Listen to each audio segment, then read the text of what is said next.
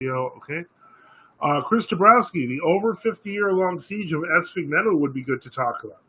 Wow, that could actually deserve its own show. I'm going to be honest with you. For those who are not totally familiar with what he is talking about, let me see if I can pull up the best site on the matter, which will get you down on the rabbit hole, and that is, if I can find it, give me one moment, because that is the Friends of Esphigmenou website in the U.S.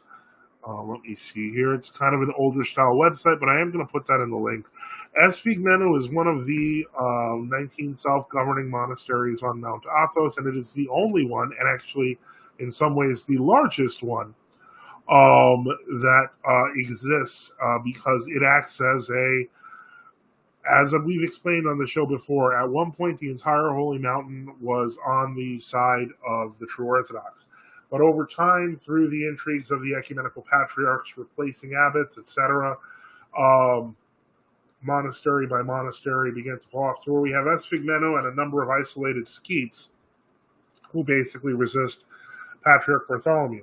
Since the 1980s, however, the Patriarch has gone for a slightly different tack, since they've kind of barricaded themselves, and that is to assert more legal ownership.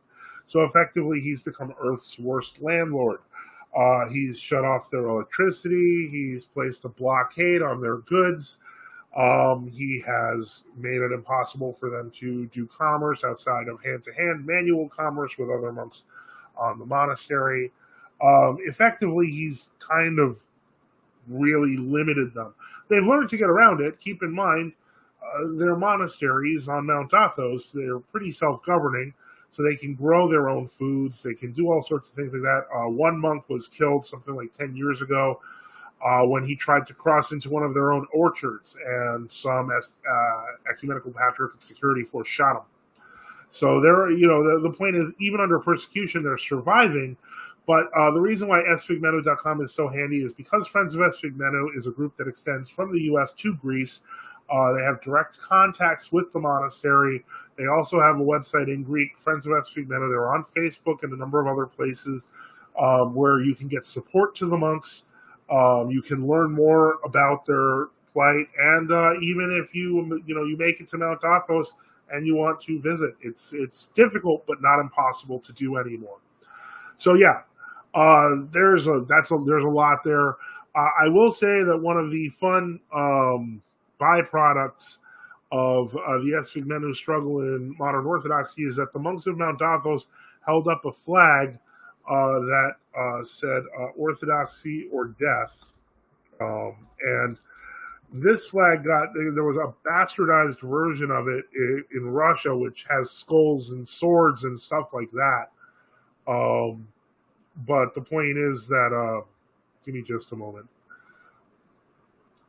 Let me see if I can put this on the screen to see how familiar this looks to you. But the point is that that became a symbol of counterculture in apparently in Orthodoxy today. That this flag, which is hung over as a banner over, used to be all the monasteries of Mount Athos, but now it's over Esphigmenou and over some confessing skeets, defending the traditional Orthodox Church, defending the true Orthodox, defending the true calendar, and now people wear it as a T-shirt.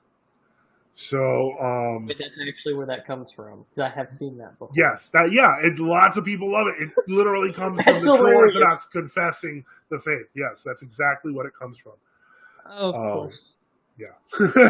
Surprise.